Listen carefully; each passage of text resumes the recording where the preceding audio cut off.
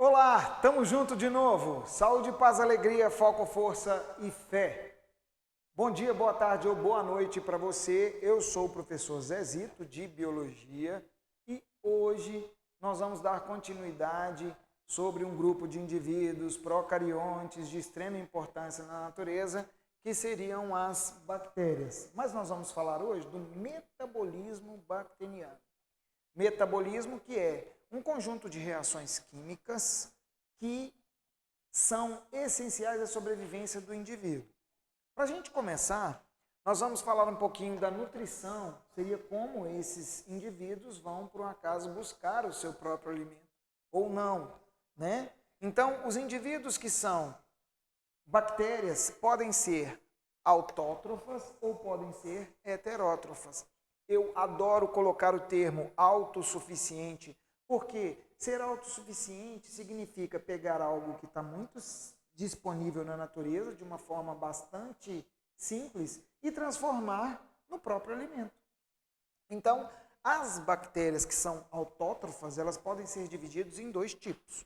As autótrofas fotossintetizantes e as autótrofas que são quimiosintetizantes. Vamos lá. Síntese significa produção.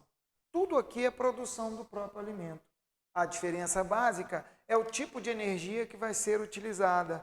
Foto, energia luminosa, e quimio, energia de reações químicas.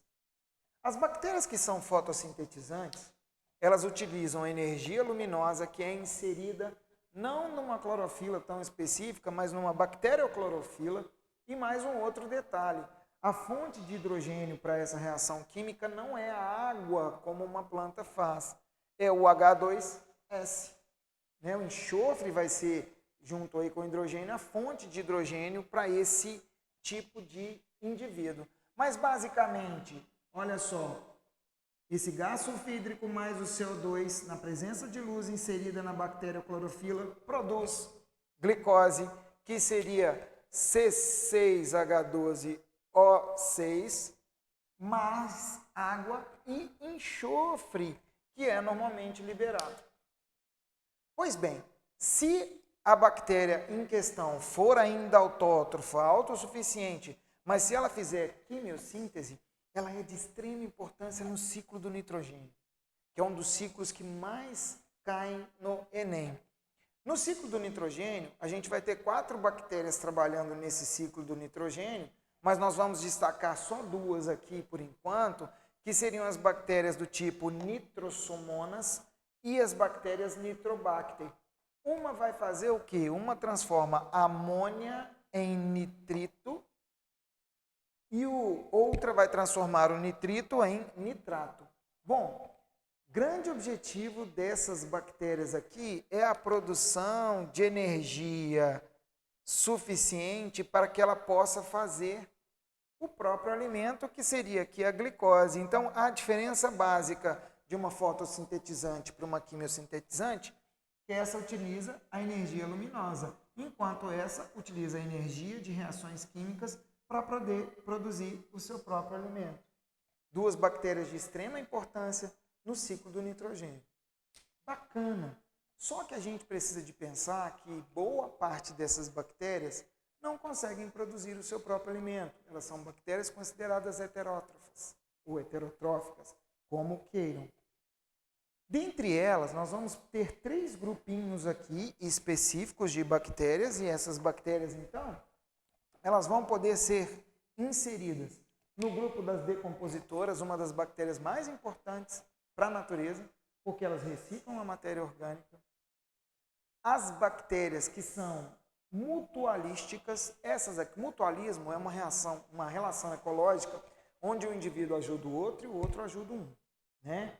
A gente vai ter ainda no ciclo do nitrogênio bactérias que são fixadoras desse nitrogênio, bactérias do gênero Rhizobium.